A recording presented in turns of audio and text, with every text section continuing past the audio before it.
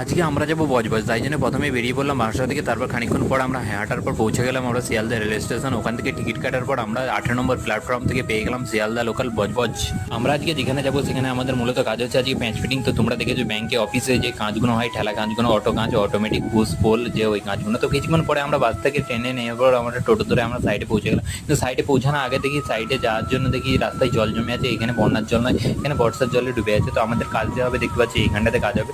তো আমাদের কাজে একটা পাল্লা আমাদের লাগানো হয়েছে এবং তারপরে সন্ধ্যা হয়ে গেছে, তাই জন্য আমরা বেরিয়ে পড়লাম। তো সন্ধ্যা হয়ে যায় টিফিন করবো কি, তাই জন্য নিয়ে নিলাম দোকান থেকে দই। তো দইটা খাওয়ার পর আমরা বেরিয়ে পড়লাম। তারপর আমরা কলকাতায় এসে দিকে ট্রাম চলছে, যেহেতু ট্রাম বন্ধ হয়ে গেছে দেখলাম আবার ট্রাম চলছে। তো দেখতেই পাচ্ছ কত সুন্দর ট্রামটা, যেহেতু ট্রামে চাপা হয় না অনেকদিন। তো তোমরা চ্যানেলটা ফলো করে রাখো, আমরা ট্রামের ভিডিও একটা দেওয়ার চেষ্টা করবো, ঠিক আছে? ওকে ভাই, দেখা হচ্ছে পরের ভিডিওতে। তো ভিডিওটা যদি ভালো লাগে থাকে একটা লাইক করে দিও এবং চ্যানেলে নতুন হলে ফলো করে রাখো এবং ইউটিউবে হলে সাবস্ক্রাইব করো। বাই, দেখা হচ্ছে পরের